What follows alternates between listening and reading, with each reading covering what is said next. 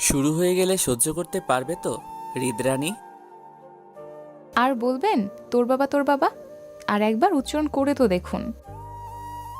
হৃদির কথা শুনে হো হো করে হেসে উঠল প্রজ্জ্বল। সিটে মাথা ঠেকিয়ে পেট চেপে হাসতে লাগলো সে। হৃদি চমকে উঠল। প্রজ্জ্বলের হাসি দেখে এবার অনেকটা ভয় চেকে বসলো। প্রজ্জ্বল যদি এবার উল্টে কামড়ে দেয় তখন? এতক্ষণ রেগে থাকায় ভয়গুলো হাওয়া হয়েছিল, কিন্তু প্রজ্জ্বলের হাসিতে প্রাণ যায় যায় অবস্থা। ভয় পেয়ে বাঁকা হয়ে জানালার সাথে লেগে গেল হৃদি। হৃদির দিকে তাকিয়ে বাঁকা হাসল প্রজ্জ্বল। সিটে এলানো মাথা উঠিয়ে ঠিকঠাক হয়ে বসল। স্টিয়ারিং আঁকড়ে আবারও তাকালো হৃদির দিকে।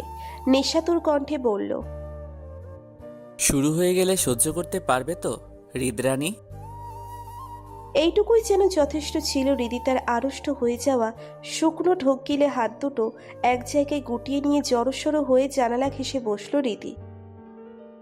পড়ে যাবি, এদিকে আয়। প্রজ্জ্বলের স্বাভাবিক কণ্ঠের আওয়াজেও সরে আসলো না হৃদিতা। প্রজ্জ্বল একটু ঝুঁকে তাকালো হৃদির দিকে। মেয়েটা মাঝে মাঝে ওকে এত ভয় পায় কেন? এত ভয় পাওয়ার বা কি আছে? হঠাৎই হৃদিতার কোমর আঁকড়িয়া কাছে টেনে নিল প্রজ্জ্বল। ঘটনার আকস্মিকতায় প্রজ্জ্বলের বুকে হাত লাগিয়ে কোনো রকম নিজেকে সামলে নিল হৃদি। চোখে চোখ পড়তেই প্রজ্জ্বলের নেশাতুর চাহনি বুঝে ফেলল সে। দৃষ্টি হালকা নিচু করে চেয়ে থাকলো প্রজ্জ্বলের বুক বরাবর। দুটো খোলা বাটনের ভেতর থেকে স্পষ্ট হয়েছে প্রজ্জ্বলের সুঠাম ফর্সা বুকটা। সেখানেই দৃষ্টি আটকে গেছে হৃদির। বেহায়া দৃষ্টি অনর। হৃদির দৃষ্টি বরাবর লক্ষ্য করে হাসল প্রজ্জ্বল। হৃদির মুখে পড়ে থাকা লেয়ার কাটের ছোট চুলগুলো কানের পিঠে গুজে দিল। মুখ বাড়িয়ে কানের কাছে ফিসফিসিয়ে বলল, আমি কিন্তু সবার মতো যখন তখন কামড়ে দেই না। সময় আসুক, দেখা যাক কি হয়। কানের কাছ থেকে মুখ সরিয়ে নিল প্রজ্জ্বল। এখন তার প্রেয়সীর লজ্জারঞ্জিত মুখশ্রী দেখার পালা। তাই হলো। হৃদি তার ভয়গুলো লজ্জায় পরিণত হলো। চোখে মুখে লালাফো আভা ছড়িয়ে পড়ল মুহূর্তেই। প্রজ্জ্বল হৃদিকে আরেকটু লজ্জা দেওয়ার জন্য বলল, আমি কি আর সাধে বলি তোদের বাপ মেয়ের নজর ঠিকঠাক না? সব সময় তোরা নজর লাগাস আমার উপর। কাজল পরিসনি? দেখি দেখি। হৃদির চোখ থেকে আঙ্গুলে কিছুটা কাজল নিয়ে নিজের কানের পিছনে নিজে নিজেই লাগিয়ে নিল প্রজ্জ্বল। নিজের গায়ে হালকা করে 3বার থুথু ছিটিয়ে হৃদি তাকে ছেড়ে দিল সে। দুহাতে খুলে রাখা শার্টের বোতামগুলো লাগাতে লাগলো সে। এতক্ষণ কিং কর্তব্য বিমূঢ় হয়ে বসেছিল হৃদিতা। প্রজ্জ্বলের কথা কাজ কিছুই বুঝতে পারছিল না সে। তবে এবার সব স্পষ্ট। প্রজ্জ্বলের বোতাম লাগাতে দেখে সবকিছু বুঝতে পারল। ঠিকঠাক হয়ে বসে মাথা নিচু করে নিল। প্রজ্জ্বল যে ওর দৃষ্টি অনুসরণ করেছিল কে জানত। লজ্জায় হাত মোছড়ামুছড়ি করতে লাগলো হৃদিতা। এদিকে ওদিকে তাকিয়েও কিছুতেই শান্তি পাচ্ছে না সে। কি লজ্জার কাজটাই না করে ফেলেছে। প্রজ্জ্বলের এমন নেশাতুর কণ্ঠ সহ্য হচ্ছে না। হৃদির দিকে এক পলক তাকিয়ে নিচের দিকের জানালার গ্লাসটা নামিয়ে দিল প্রজ্জ্বল। গাড়ির বাহিরে মাথা উঁচিয়ে কিছু একটা দেখে নিয়ে গাড়ি স্টার্ট করলো সে। স্টিয়ারিং সামনে হৃদির উদ্দেশ্যে বলল, তোর বাবা তোকে আমার কাছে দিয়ে দেওয়ার পরেও ভাববে তার মেয়েকে আমি তুলে নিয়ে এসেছি। এক কথায় কিডন্যাপ করেছি। দিনে দুপুরে 2-4 বার চক্কর লাগিয়ে আসবে আমাদের বাসায়। শ্বশুর নাকি ভিলেন কিছুই বুঝি না। নিজের ভাগ্নের উপর সামান্য পরিমাণ বিশ্বাস নেই। আহা কি কষ্ট। ওসমান সাহেব যে এখনো বারান্দায় দাঁড়িয়ে আছেন সেই ব্যাপারটাই বুঝতে পারল হৃদিতা। আরো কিছুটা লজ্জায় গুটিয়ে গেল সে। সন্ধে নামেনি এখনো। একটু আগেই গন্তব্যে পৌঁছেছে হৃদি প্রজ্জ্বল। মার্কেটের সামনে দাঁড়িয়ে আছে হৃদিতা। প্রজ্জ্বলকে নামিয়ে গাড়ি পার্ক করতে গেছে। চল। পাশ ফিরে তাকালো হৃদিতা। প্রজ্জ্বল ফিরেছে। ওর পাশে দাঁড়িয়ে চুলের ভাঁজে আঙ্গুল ঠেকিয়ে ঠিকঠাক করে নিচ্ছে। কোনো কারণ ছাড়াই হঠাৎই রেগে গেল হৃদিতা। এমনি কম সুন্দর লাগছে নাকি? আবার চুলগুলো ঠিক করার কি আছে? মার্কেটে তো কম মেয়ে আসেনি। হৃদিতা প্রজ্জ্বলের সামনে এসে সোজা হয়ে দাঁড়ালো। প্রজ্জ্বল অবাক হলো একটু। ভুরু উঁচিয়ে বলল, কি হয়েছে? হৃদিতা হাত উঁচিয়ে প্রজ্জ্বলের চুল ছুঁতে নিল, কিন্তু হাতে পাচ্ছে না সে কিছুতেই। এরপর পায়ের পাতায় ভর করে দাঁড়ালো। প্রজ্জ্বলের সেট করা চুলগুলো হাত দিয়ে এলোমেলো করে দিয়ে দুকদম পিছিয়ে গেল সে। প্রজ্জ্বলের দিকে চোখ ছোট ছোট করে কিছুক্ষণ তাকিয়ে আবারও প্রজ্জ্বলের সামনে এসে দাঁড়ালো। আবারও পা উঁচিয়ে চুলগুলো ঠিকঠাক করে দিয়ে দুকদম পিছিয়ে প্রজ্জ্বলের দিকে তাকালো। আশাহত হলো রিদিতা। এবারও সুন্দর লাগছে প্রজ্জ্বলকে। এলোমেলো সেট করা চুল সবকিছুতেই ভালো লাগছে। ফোঁস করে একটা নিঃশ্বাস ছাড়ল রিদিতা, আর এক পলক প্রজ্জ্বলের দিকে তাকিয়ে গটগট করে হেঁটে যেতে লাগলো মার্কেটের ভিতরে। কিন্তু বেশি দূর যেতে পারল না। ওর হাত আটকে থামিয়ে দিল প্রজ্জ্বল। হ্যাচকা টানে নিচের দিকে ঘুরিয়ে নিল। এক হাতে রিদির চুলের গোছার কিছু অংশ সামনে এনে রিদির চোখে হাত ছুঁয়ে কিছুটা কাজল নিয়ে নিল আবারও।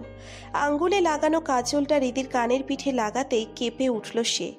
অবাধ্য হাত খামচে নিল প্রজ্জ্বলের বুকের কাছে শার্টের অংশ। আমার হৃদরানীকে যেন নজর না লাগে কারো, আর আমাকে নিয়ে ইনসিকিউর ফিল করতে হবে না আপনাকে। প্রজ্জ্বল শুধু হৃদির, এটা মাথায় থাকে যেন। আমার ভর সন্ধ্যার সন্ধ্যা মালতী, তোমার স্পর্শে বারবার বেকাহিল হয়ে পড়ি। এভাবে হুটহাট কাছে চলে এসো না প্লিজ, সামলাতে পারি না নিজেকে। সন্ধ্যা মালতীর লজ্জায় নিজেকে রাঙিয়ে দিতে ইচ্ছে করে, এই অতি সুন্দরী রমণীর মাঝে হারিয়ে যেতে ইচ্ছে করে। চোখ ধাঁধানো বাতির সমারোহ চারিদিকে। বাহিরের ঘুটঘুটে অন্ধকারের বিন্দুমাত্র অবকাশ নেই মার্কেটের কোনো প্রান্তে। প্রত্যেক দোকানে দোকানে আলোর লীলা খেলা চলছে যেন। চোখ ঝলসানো তীব্র আলো মার্কেটের জিনিসপত্রের সৌন্দর্য বাড়িয়ে দিয়েছে দ্বিগুণেরও বেশি। চকচকে তকতকে টাইলস বাঁধানো মেঝেতে আলো প্রতিফলিত হয়ে ঠিকরে পড়ছে চারিদিকে। জনসমাগম অনেকটাই বেশি। কেনাকাটার ধুম পড়েছে চারিদিকে। দোকানের দায়িত্বের লোকগুলো ভীষণ ব্যস্ত খদ্দেরদের মন মতো জিনিস বাছাইয়ে সাহায্য করতে। ট্রায়াল রুমের কিছুটা সামনে একটা চেয়ারে পায়ের উপর পা তুলে বসে আছে প্রজ্জ্বল। মার্কেটের ঝলমলে আলোতে ব্ল্যাক শার্ট পরিহিত প্রজ্জ্বলকে আরও বেশি সুদর্শন দেখাচ্ছে যেন। হালকা কোঁকড়ানো চুলগুলো সুন্দর মতো গুছিয়ে রাখা, ফর্সা মুখে ঠোঁটের কোণে বাঁকা হাসি ঝুলানো। ডান হাতের সাহায্যে চেয়ারের হাতলে মৃদুভাবে টুংটাং শব্দ তুলেছে সে। দৃষ্টি সোজা ট্রায়াল রুমের দরজা বরাবর। কারোর জন্য অপেক্ষা করছে তা দৃষ্টিতে স্পষ্ট। একটু পরেই ট্রায়াল রুমের দরজা খুলে বেরিয়ে এলো রিদিতা। পরনে গোলাপি আর গোল্ডেনের কম্বিনেশনের একটা লেহেঙ্গা, পাড়গুলো মোটা ভারী পাথরের কাজ করা। দুহাতে লেহেঙ্গার দুদিক উঁচিয়ে ধরে প্রজ্জ্বলের সামনে এসে দাঁড়ালো সে। মুখে কোনো প্রকার প্রসাধনী ছাড়াই লেহেঙ্গাটা অনেক সুন্দর মানিয়েছে রিদিতাকে। কিন্তু রীতির চোখ মুখ কুচকানো, বিরক্তের চরম লেভেলে পৌঁছালো যেমন হয় ঠিক তেমন। প্রজ্জ্বলের দিকে একটু ঝুঁকে রীতি দাঁতে দাঁত চেপে বলল, এটা ঠিক আছে?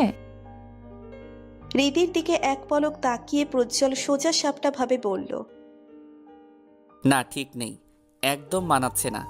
উপরের ফটোয়ারটা একটু বেশি ছোট, পরেরটা ট্রাই করে আয় যা। প্রায় ঘন্টাখানেক যাবৎ প্রজ্জ্বল ঠিক এই কাজটাই করছে। 15টার উপর লেহেঙ্গা পরে ট্রায়াল দিয়েছে রিদিতা, কিন্তু কোনোটাই প্রজ্জ্বলের পছন্দ মতো আসেনি।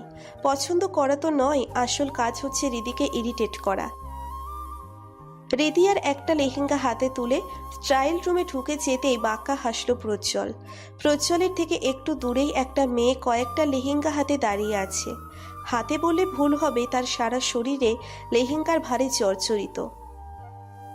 তার দৃষ্টি প্রজ্জ্বলের দিকেই, তবে ভালো লাগা থেকে নয়, বিরক্তি নিয়ে সে তাকিয়ে আছে প্রজ্জ্বলের দিকে। কিভাবে একটা ছেলে ইরিটেট করতে দক্ষ সেটা ঘন্টাখানিকের মধ্যে বুঝে ফেলেছে সে। রিদিকে লেহেঙ্গাগুলো মেয়েটাই দেখাচ্ছিল। নির্ঘাত সে কিছু বলতে পারছে না, কারণ এই মুহূর্তে ডিউটিটা তার কাঁধেই, নয়তো দুটো মায়ের লাগিয়ে দিত প্রজ্জ্বলকে। রিদির জন্য বেশ কষ্ট হচ্ছে মেয়েটার। এই অসহ্য ধরনের লোকটাকে সহ্য করে কিভাবে তাই ভাবাচ্ছে। এত সুন্দর ছেলেটা এত ইরিটেট করতে পারে কিছুতেই মেনে নিতে পারছে না সে। প্রথম যে দুটো লেহেঙ্গা রিদির ট্রায়াল দিয়েছে সেই দুটো প্যাক করে দিন। প্রজ্জ্বলের কথায় মেয়েটা হঠাৎ চমকে উঠল, নিজেকে সামলে এদিক ওদিক তাকিয়ে বলল, জি। প্রজ্জ্বল হাসল। মেয়েটার বিরক্ত ভরা চাহনি সে খেয়াল করেছে এক মুহূর্তের জন্য। উঠে দাঁড়ালো প্রজ্জ্বল, প্যান্টের পকেটে হাত গুজে মেয়েটার দিকে তাকিয়ে বলল, প্রথম ট্রায়াল দেওয়া দুটো লেহেঙ্গা প্যাক করে দিন। মেয়েটা কিছু লজ্জা নিয়ে নতজানু হয়ে চলে যেতে নিতেই প্রজ্জ্বল তাকে থামিয়ে দিয়ে বলল। শুনুন। মেয়েটি ঘুরে তাকালো প্রজ্জ্বলের দিকে, মাথা নিচু রেখেই বলল। জি বলুন স্যার, কি লাগবে আর? আর কিছু লাগবে না আপাতত, তবে বাকি লেহেঙ্গাগুলোর মধ্যে আপনার পছন্দ মতো একটা লেহেঙ্গা আলাদাভাবে প্যাক করে দিয়েন তো। মেয়েটা হঠাৎই ভ্রু কুঞ্চিত করে করে মাথা তুলে তাকালো। আলাদাভাবে কেন প্যাক করতে বলছে এই ছেলে? এতক্ষণ তো মেয়েটাকে ইরিটেট করছিল, এখন আবার আলাদাভাবে কার জন্য প্যাক করতে বলছে? এই ছেলের তো দেখি ক্যারেক্টার নিয়ে প্রশ্ন উঠছে এবার। এই ছেলের এত কিউট মেয়েটাকে রেখে অন্য কারোর সাথে চক্কর আছে নাকি? কিছু বলবেন? প্রজ্জ্বলের প্রশ্নে দৃষ্টি স্বাভাবিক করলো মেয়েটি, নিজেই নিজেকে বোঝালো হয়তো ভুল ভাবছে সে। অন্য কারো বলতে তার নিচের বোনের জন্যও তো নিতে পারে। নিজেই নিজেকে হাদারাম অপবাদ দিয়ে মাথা নাড়িয়ে প্রজ্জ্বলের প্রশ্নের উত্তর দিয়ে কাউন্টারের দিকে চলে গেল সে। মেয়েটি চলে যাওয়ার একটু পরেই ঝড়ের গতিতে ট্রায়াল রুম থেকে বেরিয়ে এলো রিদিতা। হাতে ধরে রাখা ভারী লেহেঙ্গাটা ছুঁড়ে দিল প্রজ্জ্বলের দিকে। হঠাৎ জামা কাপড়ের পর্সা নিচের উপর আছড়ে পড়াতে খেই হারিয়ে ফেলল প্রজ্জ্বল। তবে পড়ে যাওয়ার আগে লেহেঙ্গাটাকে কোনো রকম সামলে নিল সে, পাশে রাখা একটা টেবিলের উপর রাখলো সেটা। প্রজ্জ্বল বাঁকা হেসে সামনে ঘুরে তাকালো তার রাগান্বিত প্রেয়সীর দিকে। সে যেন জানতো আগে থেকেই এমন কিছুর সম্মুখীন হতে হবে তাকে। রিদিতা কোমরে দুহাত চেপে জোরে জোরে নিঃশ্বাস নিচ্ছে, দেখেই বোঝা যাচ্ছে রাগ এখন আকাশ ছোঁয়ানো প্রায়। রিদির এমন অস্বাভাবিক রাগের ধাঁচ দেখে প্রজ্জ্বলের বাঁকা হাসি আরো প্রশস্ত হলো। আর একটা লেহেঙ্গাও ট্রায়াল দিব না আমি, দরকার হলে আপনি ট্রায়াল দিবেন আর আমি দেখব। রিদির তীক্ষ্ণ কণ্ঠের কথা শুনে জোরে হাসতে নিয়েও পারল না প্রজ্জ্বল। কোনো রকম নিচের হাসি আটকে চুপ করে থাকলো সে এই মুহূর্তে হেসে দেওয়া মানে রেগে ওঠা বাঘিনীর সামনে পড়া। রিদির রাগ সম্পর্কে ভালোভাবে জানে প্রজ্জ্বল, সহজে রাগে না সে, তবে রাগলে আর রক্ষে নেই। তাই এই সময় চুপ থাকাই শ্রেয়। প্রজ্জ্বলের চুপ থাকা যেন কিছুতেই মেনে নিতে পারছে না রিদি। রাগ আরো বিকট হলো, তীক্ষ্ণ মেজাজ নিয়ে বলল। আপনি প্রতিশোধ নিচ্ছেন তাই না? আপনাকে কামড়ে দিয়েছি বলে তার শোধ তুলছেন এভাবে? ধুর, কোনো জামা কাপড়ই লাগবে না আমার। রিদির কথা শুনে ভুরু কুচকে নিল প্রজ্জ্বল, দু কদম এগিয়ে খুব কাছাকাছি এসে দাঁড়ালো। রিদি পেছাতে গিয়েও পড়ল না। যতই রেগে থাকুক না সে, প্রজ্জ্বল কাছে ঘেঁষলেই সব হাওয়া হয়ে যায়। এবারেও তাই হয়েছে। সব রাগ উধাও হয়ে হৃদস্পন্দন থেমে যাচ্ছে। চেয়েও শ্বাস নিতে পারছে না সে, শরীর অবশ হয়ে এসেছে। বেকাহিল অবস্থা নিয়ে রিদি আড়ষ্ট ভঙ্গিতে এদিক ওদিক তাকালো। পাবলিক প্লেসে প্রজ্জ্বলের এত কাছে আসাটা লজ্জাজনক মনে হচ্ছে তার। নিজেকে সামলে কোনো রকম বলল। এটা পাবলিক প্লেস প্রজ্জ্বল ভাই। প্রজ্জ্বলের ভুরুচোরা আরো কিছুটা কুঁচকে এলো, মাথাটা একটু পিছিয়ে নিয়ে বলল। একটু বেশি ভেবে নেওয়াটা বন্ধ করো স্টুপিড। তোর আর আমার মাঝে দূরত্ব 1 হাত প্রায়, তোকে ছুঁইনি অবধি। রিদিতা বোকা বনে গেল। প্রজ্জ্বলকে সাবধান করতে গিয়ে সেই একরাশ কথা শুনতে হলো। রিদির বেশ রাগ হলো। এতক্ষণ ধরে ড্রেস চেঞ্জ করতে করতে অবস্থা খারাপ, তার উপর এই ছেলে কথা শুনিয়ে যাচ্ছে। এতগুলো ড্রেসের মধ্যে একটাও নাকি তাকে মানায়নি। হৃদের রাগের সাথে এবার বেশ মন খারাপটাও জেঁকে ধরলো। এখন এই মুহূর্তে তার থাকতে ইচ্ছে করছে না প্রজ্জ্বলের সামনে। অসহ্য লাগছে। মাথা নিচু করে সেখান থেকে চলে যেতে নিল রিদিতা, তবে বেশি দূর এগোতে পারল না। হাত টেনে ধরল প্রজ্জ্বল, রিদিকে আলতো হাতের সামনে দাঁড় করালো। রিদি বাধা দিল না, চুপটি করে মাথা নিচু করে দাঁড়িয়ে থাকলো প্রজ্জ্বলের সামনে। কাউকে সুন্দর দেখার জন্য চোখের অনুভূতি লাগে প্রিয়, আর তোমার জন্য সেই অনুভূতিটা অফুরন্ত আমার নয়নে। তুমি যা পরিধান করো তাতেই তোমায় অমায়িক সুন্দর লাগে প্রেয়সী। আমার চোখের অনুভূতি বরাবরই তোমার থেকে অনর। তাকাও তাকাও আমার চোখে, দেখতে পাচ্ছ সে অনুভূতি? দেখতে পাচ্ছ হৃদরানী? প্রজ্জ্বলের আসক্তি ভরা কণ্ঠের তুমিময় বাণী কানে যেতেই চোখ তুলে তাকালো হৃদি।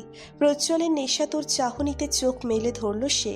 এই প্রেমিক পুরুষের ভয়ঙ্কর চাহনি, কার্যকলাপ, কথাবার্তা সবকিছুই বারবার আকৃষ্ট করে তাকে। হৃদি এক ধ্যানে তাকিয়ে থাকলো প্রজ্জ্বলের দৃষ্টিতে। সত্যিই তার জন্য অসম্ভব রকমের অনুভূতি সে প্রজ্জ্বলের আঁখি পল্লবে দেখতে পাচ্ছে। এইটা পাবলিক প্লেস বউ।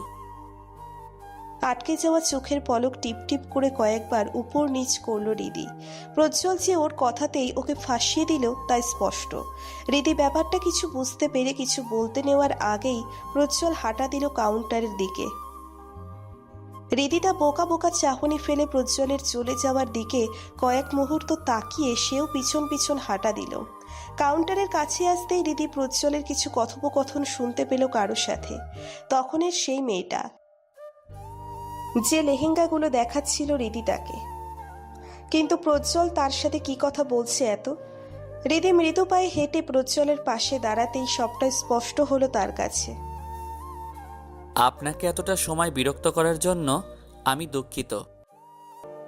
প্রজ্জ্বলের কথা শুনে মেয়েটা চমকালো, তড়িঘড়ি করে বলল, ইটস ওকে স্যার, এটা আমার ডিউটি। অযথাই মানুষকে হ্যারেজ করা মোটো শোভনীয় নয়।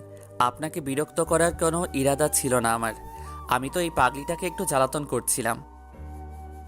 হৃদিকে একা হাতে আগলে ধরে কথাটা বলল প্রজ্জ্বল। হৃদি অবাক চোখে তাকালো প্রজ্জ্বলের দিকে। ছেলেটার ব্যক্তিত্ব বরাবরই ভালো লাগে তার কাছে।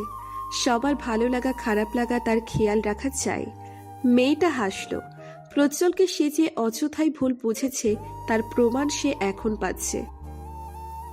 হুটহাট কাউকে দেখে তার পুরো ব্যক্তিত্ব বুঝে ফেলা নিতান্তই ভুল। প্রজ্জ্বল আবারও বলল, আপনি এত বিরক্ত হবেন ভাবিনি। সে যাই হোক, আপনি এই ছোট গিফটটা নিলে খুশি হব আপু।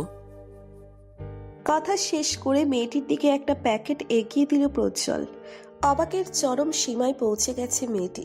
অন্যরকম অস্বস্তিতে কথা আটকে যেতে লাগলো। না স্যার, ইটস ওকে, আমি কিছু মনে করিনি, আর আমি এটা নিতে পারবো না স্যার। হৃদি তার নিচে প্রজ্জ্বলের হাত থেকে ব্যাগটা নিয়ে মেয়েটির দিকে এগিয়ে দিল। এবার মেয়েটি যে সংকোচ বোধ করছে তা বোঝা যাচ্ছে। হৃদি বলল, আপনি এটা নিলে আমিও খুশি হব আপু। এবার তো নেবেন? মেয়েটি হৃদির দিকে তাকিয়ে হাসলো। হাত বাড়িয়ে ব্যাগটা নিয়ে ধন্যবাদ জানালো ওদের। এমন কাউকে লাইফে পাওয়া সত্যিই ভাগ্যের ব্যাপার। প্রজ্জ্বল যে হৃদিকে কতটা ভালোবাসে তা স্পষ্ট হলো মেয়েটির কাছে। হৃদি হাসি মুখে বিদায় জানালো মেয়েটিকে। তার এতক্ষণের বিরক্তি, অসহ্যনীয়তা, রাগ সব চলে গেল নিমেষে। প্রজ্জ্বলের মতো কাউকে লাইফ পার্টনার হিসেবে পাবে ভাবতেই অবাক লাগছে তার। প্রজ্জ্বল এক হাতে শপিং ব্যাগগুলো আঁকড়ে অন্য হাতে হৃদির একটা হাত ধরে হাঁটা দিল। আর হৃদি, সে তো নামে মাত্র প্রজ্জ্বলের সাথে পা মিলিয়ে যাচ্ছে। তার অবচেতন মন, বেখেয়ালি দৃষ্টি প্রজ্জ্বলের উপর। রজনীর প্রথম প্রহর বিদ্যমান কেবল। অন্তরিক্ষের বুকে গোল থালা আকৃতির চাঁদটা আজ একটু অন্যরকম লাগছে হৃদিতার কাছে। পূর্ণ পূর্ণিমার বিশাল চাঁদটা একটু বেশিই আলো ছড়িয়েছে আজ। অদূরে চাঁদের চারিদিকে মেঘগুলোকে তপ্ত রোদ্দুরে তৃষ্ণার্ত কোনো পথিকের মতো লাগছে। পিপাসু চকরের মতো ছড়িয়ে আছে চাঁদের পাশ জুড়ে। চাঁদের সোনালি আলোর বিন্দুমাত্র নিজের করে পেতে ভিড় জমিয়েছে আশেপাশে। কেমন যেন অন্যরকম মাদকতা ছড়িয়েছে চাঁদটা। সারা রাত দেখলেও যেন নয়ন জুড়ানোর নয়। মার্কেটের সামনের রাস্তায় দাঁড়িয়ে এক পলকে আকাশপানে তাকিয়ে আছে হৃদি।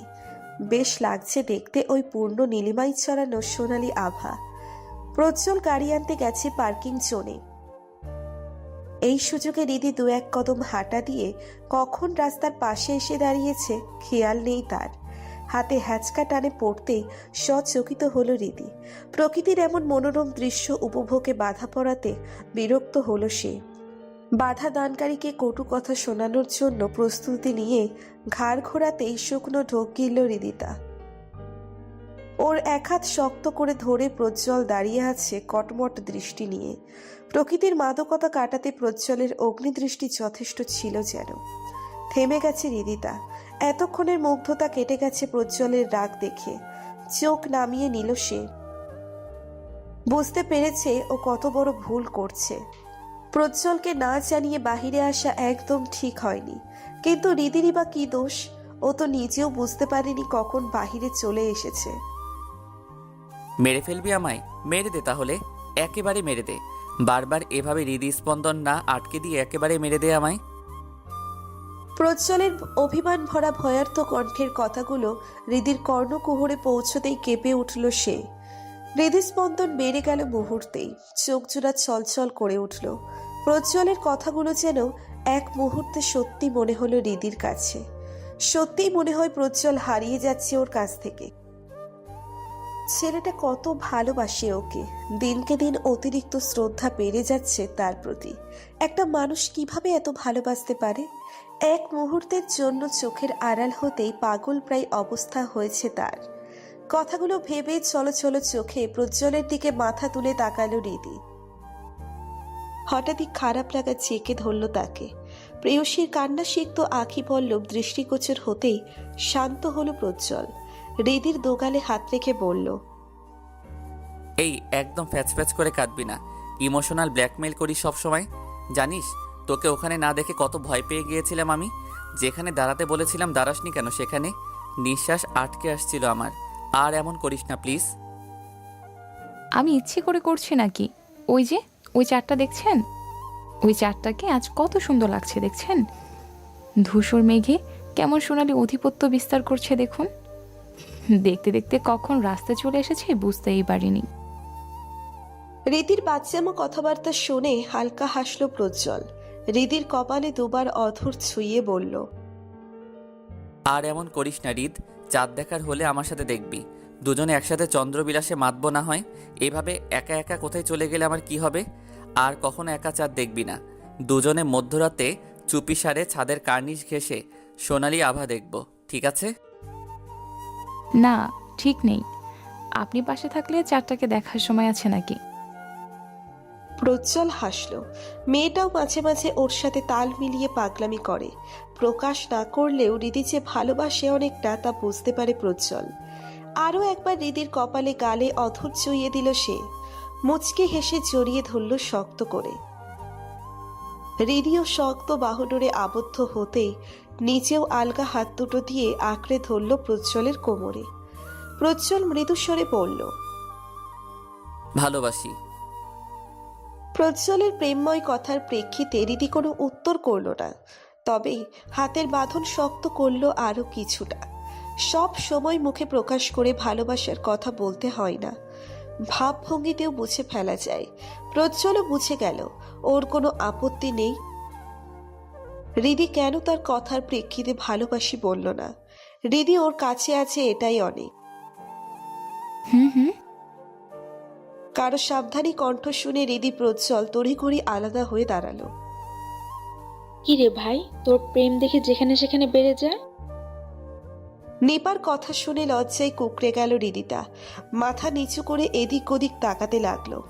আর প্রজ্জ্বল মাথা চুলকে নিপার উদ্দেশ্যে বলল, একটু পর যাবি বললি যে? নিপা হাসল, সাথে রাতুলও এসেছিল ওদের সাথে নিপাকে বিয়ের শপিংয়ে সাহায্য করতে। যেতে একটু দেরি হওয়ার কথা থাকলেও কাজ শেষ হয়ে যাওয়ায় ফিরেছে তারা। রাতুল বলল, তোমার বোনের কেনাকাটা আজকের মতো শেষ, রাত হয়েছে, তাই কাল আবার একবার আসবে। তাই ভাবলাম তোমার সাথে ফিরে যাই শালাবাবু, কিন্তু তুমি চাইলে আমরা আলাদা যেতে পারি। তোমাদের প্রেমে বাধা হব না আর। প্রজ্জ্বল মাথার পিছনে হাত বুলিয়ে দাঁত কেলিয়ে বলল, না রাতুল ভাই, সমস্যা নেই। বউ তো আমারই, চাইলে যে কোনো সময় প্রেম করতে পারি। চলুন একসাথে যাওয়া যাক তাহলে। চল ভাই। আর তো বেহায়াপনা রাস্তাঘাট দেখে করবি পরবর্তীতে। নিপা কথাটা বলে গাড়ির ব্যাক সিটে গিয়ে উঠে বসল, সাথে রাতুলও। রীতি তো সবার লজ্জাজনক কথায় নিমিয়ে গেছে, মাথা নিচু করে ওড়নার কানি করে টানাটানি করছে। প্রজ্জ্বল হৃদির কাছ ঘেঁষে দাঁড়ালো, একটা হাত আলতো করে আঁকড়ে গাড়ির দরজা খুলে বসিয়ে দিল। নিজেও গাড়িতে উঠে গাড়ি স্টার্ট করে রওনা দিল বাসার উদ্দেশ্যে। ফাঁকা রাস্তায় গাড়ি মোড় দিচ্ছে তার গতিতে। গাড়ির গতি সামলাতে ব্যস্ত প্রজ্জ্বল, আর তাকে আর চোখে দেখতে ব্যস্ত হৃদি। ওভাবে তাকাবি না তো, গাড়ি কন্ট্রোলে রাখতে সমস্যা হয়। তোকে আদর করতে ইচ্ছে করে। চমকে উঠল হৃদিতা। ঘাড় ঘুরিয়ে পিছনে বসা নিপা রাতুলের অবস্থান দেখে নিল সে। না, ব্যাকসিটে বসে গল্পে মত্ত তারা। অন্য কারো কথা শোনার সময় নেই তাদের। হৃদি কিছুক্ষণ ওদের দিকে তাকিয়ে সামনে ঘুরে বসল। বুকে হাত দিয়ে একটা বড় করে নিঃশ্বাস নিয়ে প্রজ্জ্বলের দিকে ঝুঁকে এসে দাঁতে দাঁত চেপে বলল, আপু, ভাইয়া গাড়িতেই আছে, সেটা কি আপনি ভুলে গেছেন? না তো ভুলে যাব কেন? তবে ওভাবে আর তাকাবি না আমার দিকে, অন্যদিকে তাকা, নয়তো সত্যি যা বললাম তাই করব। হৃদিতা দমে গেল, মাথা সোজা করে রাস্তার দিকে তাকিয়ে থাকলো। প্রজ্জ্বলের বিশ্বাস নেই। ও যে কারোর থাকা না থাকায় তোয়াক্কা করে না তা জানে হৃদি, তাই কথা বাড়িয়ে লাভ নেই। আপাতত তার দিকে না তাকানোই ভালো। মধ্যে রজনীর ফুটফুটে চাঁদটা হঠাৎই কালো মেঘের বর্ষায় লুকোচুরি খেলতে শুরু করছে। রাস্তাঘাট ঘুটঘুটে না হলেও হালকা অন্ধকার আচ্ছন্ন। এখনো বাসায় পৌঁছননি প্রজ্জ্বলেরা, আর মিনিট পাঁচেকের পথ। তবে হৃদিতা ঘুমিয়ে পড়েছে অনেকক্ষণ। প্রজ্জ্বলের ঘাড়ে মাথা এলিয়ে নির্লিপ্তভাবে ঘুমিয়ে আছে সে। ভাই, রীতিকে কি রাখতে যাবে ওদের বাসায়? নিপার কথায় প্রজ্জ্বল তৎক্ষণাৎ বলল, একদম না। অনেকদিন পর ভিলেন শ্বশুরের কাছ থেকে রাজকন্যাকে কাছে এনেছি, এত সহজে ছেড়ে দিব নাকি? কাভি নেহি। তাহলে কি করবে শালাবাবু? রাজকন্যাকে রেখে দিবে বরাবরের জন্য? প্রজ্জ্বল গাড়ি থামালো। পৌঁছে গেছে তারা। প্রজ্জ্বল রাতুলকে বলল, না তো ভাইয়া, রাজা স্বেচ্ছায় রাজকন্যাকে তুলে দেবে আমার হাতে। একদিন ঠিকই দেবে, সেটা খুব শীঘ্রই। প্রজ্জ্বলের কথা শেষ না হতেই কারো একটা ফোনের টোন কানে এলো। প্রজ্জ্বল তড়িঘড়ি নিচের পকেট হাতে ফোন বের করলো।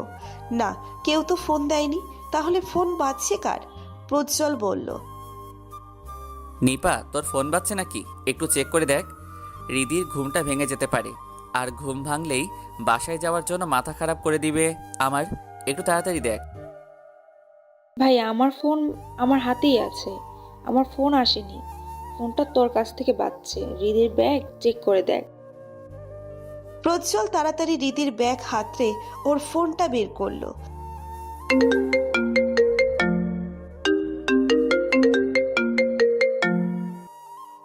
সত্যি হৃদির ফোনই বাজছে। ফোন স্ক্রিনে বাবা লেখা নামটা দেখে বাঁকা হাসলো প্রজ্জ্বল। সাথে সাথে রিসিভ করে কানের পিঠে ধরে বলল, আসসালামু আলাইকুম মামু। ওসমান সাহেব প্রজ্জ্বলের কণ্ঠ শুনে হালকা চমকালেন বটে। ফোনটা কান থেকে তুলে চোখের সামনে আনলেন। না, নাম্বার তো ঠিক আছে। প্রজ্জ্বলের ফোনে তো ফোন করেনি তিনি। তবে হৃদি যেহেতু প্রজ্জ্বলের কাছে আছে, তাই ফোনটা রিসিভ করা স্বাভাবিক। ওসমান সাহেব আবারও ফোনটা কানে লাগিয়ে থমথমে গলায় বললেন, ওয়ালাইকুম আসসালাম। রিদি কি ফিরবে আজ? না, ফিরবে না, ঘুমিয়ে পড়েছে ও। কাল বিকেলে পৌঁছে দিব। প্রজ্জ্বল তার মামাকে সোজা সাপটা উত্তর দিল। ওসমান সাহেব শক্ত কণ্ঠে কথা বললেও মনে মনে বেশ আশ্বস্ত হলেন। প্রজ্জ্বলের সামনে গম্ভীরতা দেখালেও তিনি প্রজ্জ্বলকে অনেক বিশ্বাস করেন। প্রজ্জ্বল এমন কোনো কাজ করবে না যাতে মান সম্মান নষ্ট হয়ে যায়। ঠিক আছে। এই ছোট কথাটা বলে ওসমান সাহেব ফোন রেখে দিলেন। প্রজ্জ্বল ফোনটা নিচের কাছে রেখে দিয়ে দরজা খুলে নেমে পড়ল। সাথে নিপা রাতুলও নেমে পড়ল। নিপা বলল, ভাই, হৃদিকে কোথায় রাখবি? আগে তো আমার কাছেই থাকতো, আজকেও কি আমার কাছে থাকবে নাকি তোর রুমে? কেন? না মানে, তোর রুমে। মা হৃদিকে অ্যালাউ করবে তো? মাটা আমাদের হলেও টানটা একটু বেশি হৃদির জন্য। নিপার কথায় রাতুল প্রজ্জ্বল দুজনেই হেসে দিল। প্রজ্জ্বল বলল, তুই আমাকে ভালো করে চিনিস, তবে আম্মাকে একটু ভরকাতে অসুবিধা কই, দেখি আমার আম্মা জানের কি রিয়াকশন হয়। কলিং বেলের শব্দে সহস্য মুখে দরজা খুললেন সুফিয়া আনাম। দরজার বাহিরে নিপা, রাহুল আর প্রজ্জ্বল দাঁড়িয়ে আছে। তবে প্রজ্জ্বলের কোলে হৃদি তাকে দেখে বেশ অবাকই হলেন তিনি। কয়েক সেকেন্ড তাকিয়ে থেকে ব্যাপারটা বোঝার চেষ্টা করলেন। হৃদি তাকে প্রজ্জ্বলের কোলে দেখে হঠাৎই যেন মস্তিষ্ক শূন্য হয়ে গেলেন তার। ভুলভাল চিন্তা মাথায় জেঁকে বসলো। মেয়েটা অসুস্থ হয়ে পড়েছে নাকি? কথাটা ভাবতেই তৎক্ষণাৎ মুখখানা শুকিয়ে এলো। মুখ ফুটে কিছু বলতে নেওয়ার আগে গটগট করে ঘরে ঢুকলো প্রজ্জ্বল। নিজের মাকে কোনো কথা বলার সুযোগ না দিয়ে হৃদিতাকে নিয়ে সোজা নিজের রুমের দিকে পা বাড়ালো সে। সুফিয়া আনাম ছেলের যাওয়ার দিকে তাকিয়ে হতভম্বের মতো দাঁড়িয়ে রইলেন দরজার কাছে। কি হচ্ছে কিছুই বুঝতে পারছেন না তিনি। অনাকাঙ্ক্ষিত কিছু ভয়ে মাথা ঝাপসা লাগছে। স্পষ্ট কোনো কথা মুখ থেকে বের করতে পারছেন না। নিপা রাতুল ততক্ষণে সুফিয়া আনামকে পাশ কাটিয়ে ঘরে ঢুকে পড়েছে। ড্রয়িং রুমের সোফায় বসে মায়ের ভ্যাবাচাকা খেয়ে তাকিয়ে থাকা দেখে মুচকি মুচকি হাসছে নিপা। রাতুল বিস্ময় নিয়ে তাকিয়ে আছে তার হবু শাশুড়ির দিকে। সে প্রথমত বিশ্বাস করেনি সুফিয়া আনাম নিজের ফাস্তির ব্যাপারে এতটা পজিটিভ হতে পারেন। প্রজ্জ্বলের কোলে অচেতন অবস্থায় দেখেই কথা হারিয়ে ফেলেছেন। ওনার কি মস্তিষ্ক একটু বুঝতে পারছে না? হৃদি ঘুমিয়ে থাকতে পারে। মিনিট দুয়েকের মাথায় ড্রয়িং রুমে আসলো প্রজ্জ্বল। সোফিয়া আনামকে এখনো দরজার সাথে দাঁড়িয়ে থাকতে দেখে মৃদু পায়ে সেদিকে এগিয়ে গেল সে। সোফিয়া আনামের এতক্ষণের অনুভূতি শূন্য দৃষ্টি সচকিত হলো। ছেলেকে সামনে দেখে ঘোর কাটল। প্রজ্জ্বল কিছুটা এগিয়ে আসার আগে ছুটে গেলেন সোফিয়া। ছেলের হাত আঁকড়ে করুণ কণ্ঠে বললেন, কি কি কি হয়েছে হৃদিতার? ও ঠিক আছে তো? হকচকিয়ে গেল প্রজ্জ্বল। সে তো অন্য কারণে তার মাকে ভয় দেখাতে চেয়েছিল, কিন্তু তিনি হৃদিকে শুধু কোলে ঘুমন্ত অবস্থায় দেখে ভয় পেয়ে গেলেন কেন? প্রজ্জ্বল মায়ের দুহাত আঁকড়ে পিছনের দিকে পা ফেলে বসিয়ে দিল একটা সিঙ্গেল সোফায়। নিচেও বসে পড়ল সেই সোফার ঘাড়িতে। অনুভূতি শূন্য হয়ে সোজা তাকিয়ে আছেন সুফিয়া আনাম। হৃদিকে অচেতন দেখে তিনি যেন খেই হারিয়ে ফেলেছেন সবকিছুর। আম্মা। প্রজ্জ্বল আস্তে করে বার কয়েক ডাক দিলেন সুফিয়া আনামকে, কিন্তু তিনি আবেগ শূন্য হয়ে তাকিয়ে আছেন অন্যদিকে। প্রজ্জ্বল এবার বেশ চিন্তিত হলো। হৃদির কপালে সাদা রুমালটা বেঁধে মনে হয় ঠিক হয়নি। এতটা ভয় পেয়ে যাবেন সুফিয়া সেটাও ভাবেনি প্রজ্জ্বল। আর একবার মা বলে ডাক হাঁকতেই সুফিয়া আনামের দুচোখ গড়িয়ে নিঃশব্দে কয়েক ফোঁটা জল গড়িয়ে পড়ল। প্রজ্জ্বল, নিপা, রাতুল সবাই স্তব্ধ হয়ে গেল মায়ের কান্না দেখে। মা শান্ত হও, কিছু হয়নি হৃদির। ও তো ঘুমিয়ে পড়েছিল। ঘুম থেকে উঠে পড়লে বাসায় যাওয়ার জন্য ব্যস্ত হয়ে যাবে। আর অনেক দিন পর তোমার দরজার ভাইল থেকে ওকে এখানে এনেছি। একটা রাত থাকুক এখানে, তাই ওকে আর ঘুম থেকে জাগাইনি। ভাবলাম তোমার সাথে একটু মজা করা যাক। শুধু তোমাকে ভরকাতেই এত কিছু। রাতুল ভাইয়া বিশ্বাস করছিলেন না তুমি আমার আর নিপার থেকে হৃদিকে বেশি ভালোবাসো, তাই আর কি মজা করে। সরি মা, সরি, রিয়েলি সরি। আর শোনো, হৃদির কপালে রুমাল বাঁধার আইডিয়া কিন্তু নিপার ছিল। কথাগুলো বলেই দাঁত কেলিয়ে নিপার দিকে তাকালো প্রজ্জ্বল। নিপার চোখ বড় বড় হয়ে গেছে ইতিমধ্যেই। শেষে কিনা মায়ের রণমূর্তির সামনে ওকেই ঠেলে ঠুলে এগিয়ে দিল। ভাই আমি কখন বল? মায়ের রাগান্বিত চোখে চোখ পড়তেই থেমে গেল নিপা। কথা আর এগুলো না। নিপার দিকে এক পলক তাকিয়ে সুফিয়া আনাম গম্ভীর কণ্ঠে বললেন, মায়ের কাছে সব সন্তানের জন্য ভালোবাসার পরিমাণটা একই। তোদের তিনজনের জন্য ভালোবাসাটা সবসময় সমান ছিল আমার চোখে। তোদের দৃষ্টিভঙ্গিতে হয়তো মনে হয়েছে হৃদিতার প্রতি আমার ভালোবাসাটা বেশি। ভালো, আমি তোদের তিনজনকেই বাসি, কিন্তু হৃদিতার উপর আমার দুর্বলতা একটু বেশি। মেয়েটা ছোট থেকেই আমার ছাড়া কিছুই বুঝতো না। প্রজ্জ্বল যখন বছর 5.5, তখন হৃদিতার বয়স সবে বছর 1ও হয়নি। খুব ছোটতেই হাঁটতে শিখেছিল। ওটুকু বয়সে সে আমাকে ছাড়া থাকতেই চায় না। এ বাসায় 2 দিন এনে রাখলেও সে মায়ের কথা মুখে তুলতো না। আর প্রজ্জ্বল তখন থেকেই হৃদি হৃদি করে পাগল। ছোট পুতুল বলে মাতিয়ে রাখতো সারা বাড়ি। এ বাড়ি আসলে প্রজ্জ্বলের সাথে বেশি খেলতো হৃদি। একদিন রান্নাঘর থেকে বেরিয়ে দেখি প্রজ্জ্বল সিঁড়ির কাছে রক্তাক্ত হৃদিকে কোলে নিয়ে বসে আছে। হৃদির এমন অবস্থা কেন হয়েছিল, কিভাবে হয়েছিল আমি তা জানি না। জ্ঞান হারিয়ে ফেলেছিলাম তৎক্ষণাৎ। চোখ খুলে হাসপাতালে পেয়েছি নিজেকে। তোদের বাবাকে পাশে পেয়েছিলাম তখন। তাকে হৃদের কথা জিজ্ঞেস করতেই সে জানায় হৃদিও ঠিক আছে। গভীর একটা নিঃশ্বাস নিতেই চোখে পড়ে কেবিনের দরজার আড়ালে কেউ দাঁড়িয়ে আছে। সেটা প্রজ্জ্বল ছিল। ওকে হাতের ইশারায় কাছে ডাকলাম। মৃদু পা ফেলে আমায় শুয়ে রাখা বেডে উঠে বসলো সে।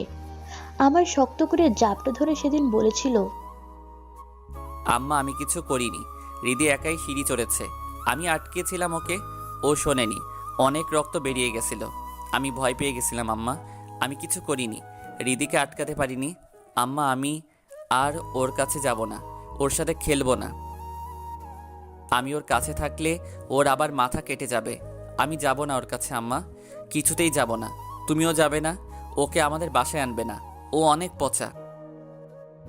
সেদিন প্রজ্জ্বল অনেক কান্নাকাটি করেছিল।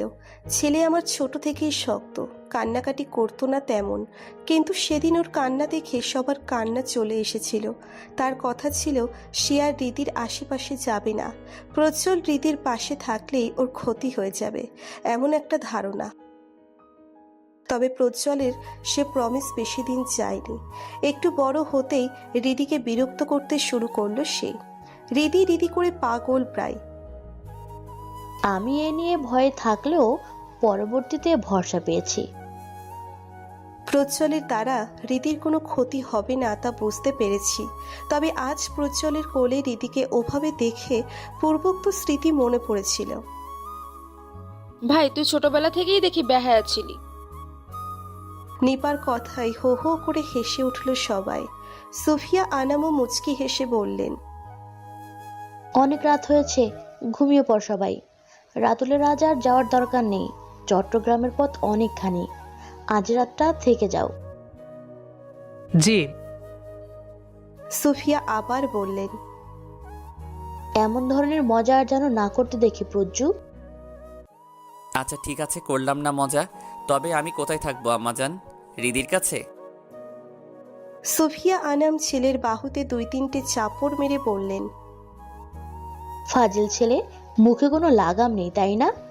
দুটো গেস্ট রুম, একটাতে রাতুল শোবে আর একটাতে তুই শুয়ে পড় গিয়ে। ঘরে আজকেই নতুন চাদর বিছিয়েছি, যা ঘুমিয়ে পড় তাড়াতাড়ি, সকালে অনেক কাজ আছে। আরও এক দফা হাসাহাসি হলো ড্রয়িং রুমে। তারপর যে যার মতো করে শুতে চলে গেল। রাতুলকে ঘর দেখিয়ে দিতেই নিপার সাথে গেল। প্রজ্জ্বল নিচের ঘরে গেল কাপড় আনতে। সাবান না নিলেই নয়, তবে প্রজ্জ্বলের সাথে গেলেন সুফিয়া। প্রজ্জ্বল বুঝল তার মা কোনোভাবেই চাচ্ছে না প্রজ্জ্বল রীতি ধর্ম মোতাবেক বিয়ের আগে এক ঘরে থাকুক। প্রজ্জ্বল আলমারি থেকে একটা ট্রাউজার আর গেঞ্জি নিয়ে মুচকি হেসে বেরিয়ে গেল ঘর থেকে। মধ্য রজনীতে রজনীকান্ত আবারও ছড়িয়েছে পূর্ণ আলো। মেঘের নিচে লুকোচুরি খেলা আর চলছে না। গেস্ট রুমের ছোট মতো বারান্দার শক্ত কাঠে বাঁধানো কার্নিশ ঘেঁষে উদম শরীরে দাঁড়িয়ে আছে প্রজ্জ্বল, আর ওর সামনে বারান্দার দরজা লাগানো খয়েরি রঙের পর্দা টেনে ধরে নিজেকে আড়াল করতে ব্যস্ত রিদিতা। এত রাতে কি করছিস তুই এখানে? ঘুম আসছিল না তাই। তো আমার কাছে কেন এসেছিস? আমি কি ঘুম পাড়িয়ে দেব নাকি? না, গল্প করবো আপনার সাথে। প্রজ্জ্বলের মেজাজ খারাপ হয়ে গেল এবার রীতির কথা শুনে। গল্প করতে এসেছে মানে কি? একে তো মাঝরাতে গেস্ট রুম অবধি চলে এসেছে, তার উপর বলছে এখন গল্প করবে ওর সাথে। প্রজ্জ্বল দ্রুত গতিতে এসে রীতির কাজ ঘেঁষে দাঁড়ালো। এক হাত দরজা রেখে ঝুঁকে দাঁড়ালো ওর উপর। হৃদি নিচু হয়ে চলে যেতে নিতেই এক হাতে ওর কোমর আঁকড়ে আটকে দিল প্রজ্জ্বল। অন্য হাতে হৃদির চুল টেনে দিয়ে বলল, গল্প করবি নাকি? তাহলে পালিয়ে যাচ্ছিস কেন? আমার ঘুম পাচ্ছে। হুশ। হৃদির ঠোঁটে আঙ্গুল চেপে কথা আটকে দিল প্রজ্জ্বল। কপালে কপাল ঠেকিয়ে বলল, সব সময় শিয়ালের দোষ থাকে না, মুরগিরও দোষ থাকে, কিন্তু তোর ফুপি তো তা বুঝবে না। সব সময় তোর বাপ আর ফুপি মিলে শিয়ালের দোষ ধরতে ব্যস্ত। রাত 2টোর কাঁটা পেরিয়েছে অনেকক্ষণ। সময় আবহমান তার নিজস্ব গতিতে। আকাশে এখনো জ্বলজ্বল করছে পূর্ণিমার চাঁদটা। কিছু অনুভূতি, কিছু ভালো লাগা নিয়ে প্রেয়সীর নরম হাত যুগল মুঠোবন্দি করে কার্নিশে গা এলিয়ে দাঁড়িয়ে আছে প্রজ্জ্বল। হৃদয় বুকে দোদুল্যমান ভালো লাগা নিয়ে মাথা এলিয়ে আছে প্রজ্জ্বলের বুকে। প্রজ্জ্বল আটকিয়ে দেওয়ার পর হৃদয় আর ঘুমোতে যাওয়ার কথা বলেনি। অসামান্য অনুভূতি নিস্তব্ধ করে রেখেছে ওদের প্রায় অনেকক্ষণ। দুজন দুজনের স্পর্শ, নিঃশ্বাস, অনুভূতি গুনতে ব্যস্ত। প্রজ্জ্বল কানের পিঠে হালকা করে অথর ছুঁয়ে দিতেই কেঁপে উঠল হৃদিতা। আবেশে চোখ বন্ধ হয়ে এলো। কাঁপা কাঁপা গলায় বলল, প্রেয়সীতে মত্ত হয়ে নেশাতুর কণ্ঠে বলল প্রজ্জ্বল, চলুন না কোথাও ঘুরতে যাই। এত রাতে কটা বাজে সে খেয়াল আছে? এক্ষুনি যাব। ভয় লাগে না আমায়? কিসের ভয়? একটু আগে তো ভয় বললি তোর নাকি ঘুম পাচ্ছে। এখন পাচ্ছে না, চলুন না প্লিজ। এত রাতে তোকে নিয়ে টই টই করে ঘুরতে বের হই আর তোর ফুপু কাল সকালে উঠে আমার পিটুনি লাগাক। কথাটা বলে হৃদির কোমর আর হাতের বাঁধন আলগা করে বারান্দার অন্যদিকের কার্নিশ ঘেঁষে দাঁড়িয়ে পড়ল প্রজ্জ্বল। ক্ষিপ্ত কণ্ঠে বলল, ঘরে যা রিদি। যাব না। আমার মাথা খারাপ করিস না, ঘুমাবো আমি। উদয় বিরক্ত করিস না তো, তখন থেকে জ্বালাতন করছিস। হালকা মেজাজ দেখিয়ে কথাটা বলল প্রজ্জ্বল। এতক্ষণ না ঘুমিয়ে বারান্দায় কি করছিলেন তাহলে? আর আমি বিরক্ত করি আপনাকে? করিস, প্রত্যেকটা সেকেন্ড বিরক্ত করিস। মস্তিষ্কের নিউরনগুলো সবসময় তোর কথা মনে করাতে থাকে। এটা কি বিরক্ত নয়? হঠাৎই লজ্জা পেয়ে গেল হৃদিতা। মাথা নিচু করে প্রস্থান করতে নিতেই হাত ধরে আটকে দিল প্রজ্জ্বল। হৃদিকে এক টানে নিজের দিয়ে ঘুরিয়ে কোমর আঁকড়ে ধরল। হৃদিও ব্যালেন্স রাখতে না প্রজ্জ্বলের উপর হুমড়ি খেয়ে পড়ল। নিজেকে সামলাতে প্রজ্জ্বলের দুকাতে হাত রাখল হৃদিতা, কিন্তু পর মুহূর্তেই আবছা আলোয় কিছু একটা দেখে হৃদির ভুরুচোরা কুঁচকে এলো। লজ্জা সিক্ত কণ্ঠে বলল, আপনি এমন উদম শরীরে দাঁড়িয়ে আছেন কেন? প্রজ্জ্বল অবাক হলো, সত্যিই বেশ অবাক হলো। বিস্ময় নিয়ে প্রশ্ন করল, এতক্ষণ যে আমার সাথে চিপকে ছিলি তখন বুঝতে পারিসনি আমার উদ্যম শরীর? না, পারিনি। তাড়াতাড়ি গেঞ্জি পরে আসুন, যান। প্রজ্জ্বল তেজরা ভাবে বলল, না পড়লে? এতক্ষণ তো এভাবেই ছিলাম, হঠাৎ এত লজ্জা কোথা থেকে আসলো তোর? এত শত জানি না বাপু, আপনি গেঞ্জি পরে আসুন তাড়াতাড়ি। হৃদিকে ছেড়ে দিল প্রজ্জ্বল। গটগট করে রুমে গিয়ে একটু পর আবারও ফিরে আসলো। প্রজ্জ্বলের থেকে উল্টো দিক হতে দাঁড়িয়ে আছে হৃদি। মেয়েটা হুটহাট করে এত লজ্জা পায় কেন কে জানে। ভেবেছিল হৃদিকে আরেকটু লজ্জা দেবে, তাই গেঞ্জিটা আঙুলে পেঁচিয়ে ঘাড়ের উপর ঝুলিয়ে রেখেছিল প্রজ্জ্বল। না, এ মেয়ে গেঞ্জি না পরলে কিছুতেই ওর দিকে তাকাবে না। কোনো উপায় অন্তর না পেয়ে বলিষ্ঠ শরীরে তাড়াতাড়ি গেঞ্জিটা পরে ফেলল প্রজ্জ্বল। প্রেয়সীর আখি যুগলে আরও কিছুক্ষণ তাকাতে চাই সে।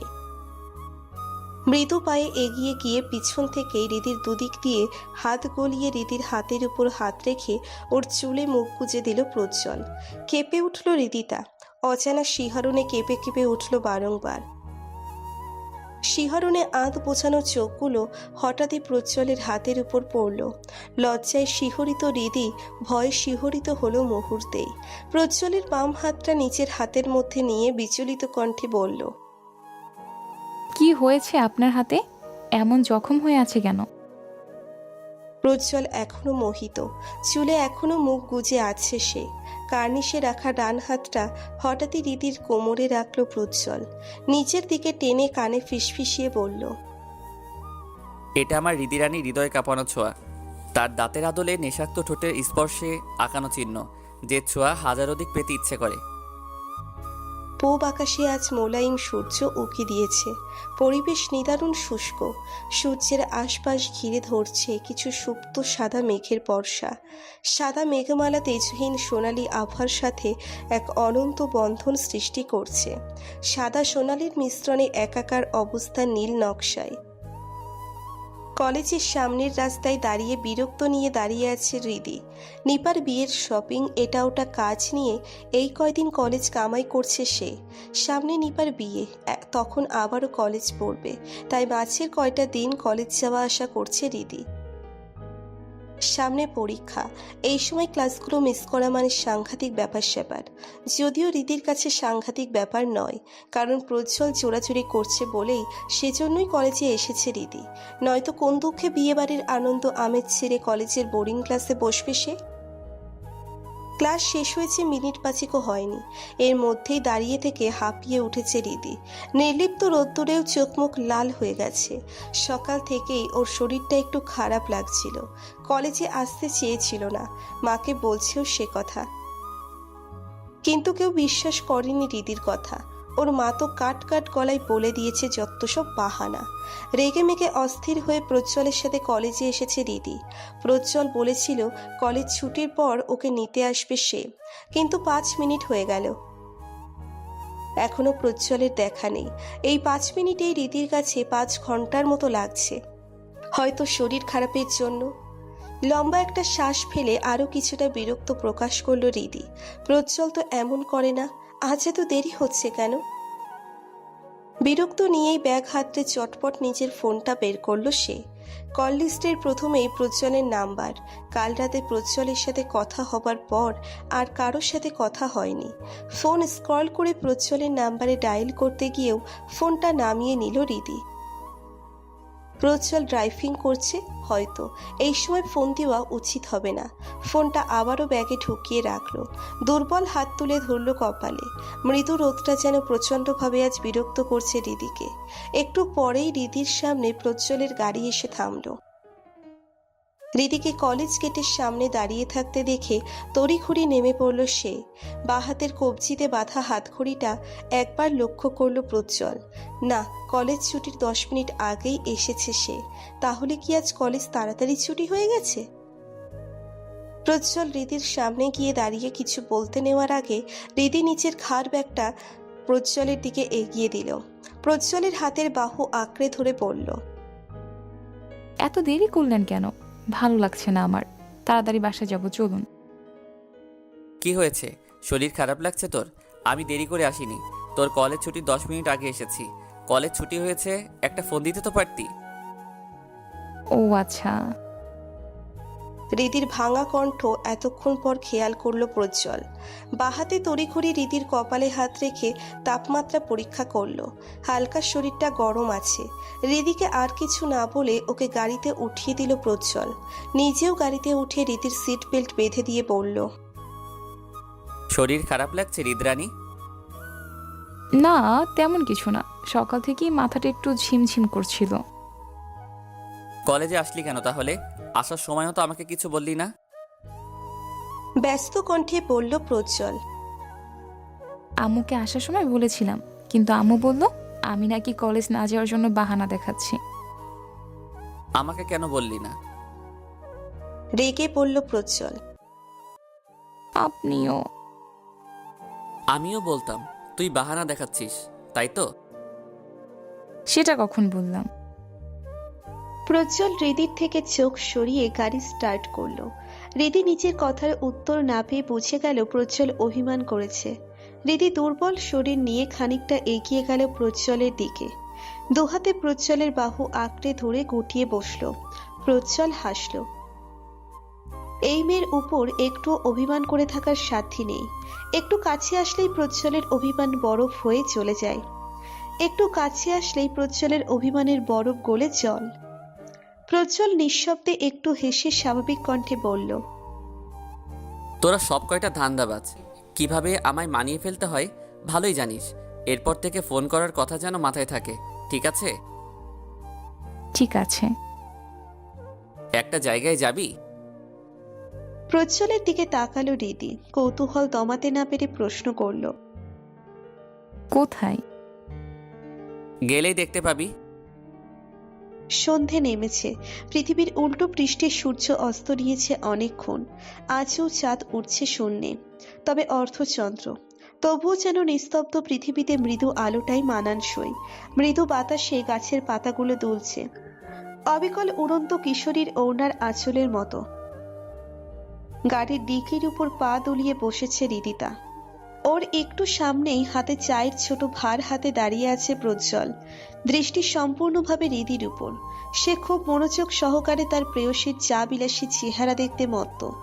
জায়গাটা নিরিবিলি, শহর থেকে অনেকটা দূরেই।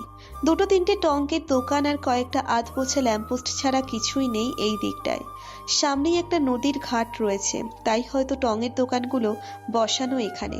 অর্ধচন্দ্র আর মাতোয়ারা পরিবেশ প্রজ্জ্বল মুগ্ধতা নিয়ে তাকিয়ে আছে হৃদিতার দিকে। মেয়েটার মধ্যে এত মায়া কেন? সব সময় ভালোবাসতে বাধ্য করতে পারে এই মেয়ে, মনে প্রাণে সবসময় বিচরণ করতে থাকে। আগেও এসেছেন এখানে? ধ্যান ভাঙল প্রজ্জ্বলের। মুগ্ধ দৃষ্টিতে বাধা পড়ায় হালকা ভ্রু কুঞ্চিত হলো তার। অসময়ে রীতির প্রশ্নে সচকিত হলো সে। দৃঢ় কণ্ঠে বলল, এসেছি অনেকবার। রাদীপ ভাইয়ার সাথে? হৃদির আর এক দফা প্রশ্নে অবাক না হয়ে পারল না প্রজ্জ্বল। ও তো কখনো বলেনি হৃদিকে যে ও রাদীপকে নিয়ে এই জায়গাটায় ঘুরতে আসে। মেয়েটা সত্যি অদ্ভুত। এতটা শিওর ভাবে কিভাবে বলল ও? তুই কিভাবে বুঝলি রাদীপের সাথে এখানে আসতাম আমি? হৃদি দাঁত কেলিয়ে হাসল। দুহাতে চেপে রাখা চায়ের ভারে একটা চুমুক দিয়ে বলল, আপনার লাইফে ফুপি ফুপা নিপা আপুর পরে আমার আর রাদীপ ভাইয়ের অস্তিত্ব, সেটা আমি ভালো করেই জানি। রাদীপ ভাই আপনার লাইফে কতটা জুড়ে আছে সেটাও আমার অজানা নয় মশাই। জায়গাটা নিশ্চিতভাবে আপনার পছন্দের জায়গার। আর আপনার ভালো লাগার জিনিসগুলো সবার কাছে ভাগ করে নিতে আপনি স্বাচ্ছন্দ্য বোধ করেন না কখনোই। তাই নিশ্চিতভাবে বলা যায় রাদীপ ভাইয়ার পরিবেশ বিলাসের সঙ্গী ছিল আপনার। ঠোঁট এলিয়ে হালকা হাসল প্রজ্জ্বল। মেয়েটাকে যতটা বোকা ভাবে ততটা সে নয়। ওর কথা বুঝতে যতটা বোকামি করে ততটা বোকামি প্রজ্জ্বলের লাইফ নিয়ে করে না সে। সব দিকেই এই মেয়ের টান টান নজর। একটুও ফাঁকি দেওয়ার উপায় নেই, ঠিক ধরে ফেলে। প্রজ্জ্বলের হঠাৎই মনে হলো মেয়েটা আলাদা, সবার থেকে আলাদা। আসলে প্রত্যেক প্রেমিক পুরুষের কাছেই তার প্রেয়সী আলাদা, শুধু প্রজ্জ্বলের ক্ষেত্রে নয়, সবার ক্ষেত্রেই তাই। শুধু দেখতে পাওয়া নজরটা আলাদা বলেই পৃথিবীতে এত বিচ্ছেদ। আরো একবার চায়ের ভারে আলতো করে ঠোঁট ডুবালো হৃদিতা। প্রজ্জ্বলের চুপ থাকার কারণটা হঠাৎই ধরে ফেলল সে। রুদ্ধস্বরে বলল, রাদীপ ভাইয়াকে অনেক মিস করেন তাই না? উনি ফিরবেন কবে? বছর 2-1 পর। ওনার মতো আপনিও যেতে পারতেন হায়ার স্টাডির জন্য, সে সুযোগ এসেছিল আপনার। নিমেষেই তেতে উঠল প্রজ্জ্বল। দাঁতে দাঁত চেপে নিজের রাগ সংবরণ করল। হৃদিকে বুঝতে দিল না সে রেগেছে। এই মুহূর্তে হৃদিকে কটু কথা শোনানোর ইচ্ছে ওর নেই, তবে ঠান্ডা মাথায় উত্তর করল প্রজ্জ্বল, তোর কি খুব অসুবিধা হবে তোর বর বাংলাদেশের একটা পাবলিক ভার্সিটিতে পড়েছে বলে? নাকি লজ্জা করবে হায়ার স্টাডির জন্য সুযোগ পেয়েও সেটা হাতছাড়া করেছি বলে? খুব কি অসুবিধা হবে আমার বউ বলে নিজেকে পরিচয় দিতে? প্রজ্জ্বলের কথায় আটকে উঠল হৃদিতা। প্রজ্জ্বলকে ভুল বুঝছে, তড়িঘড়ি বলল সে, আমি সেভাবে বলতে চাইনি প্রজ্জ্বল ভাই। প্রত্যেকটা মুহূর্ত আমি আপনাকে নিয়ে গর্ববোধ করি।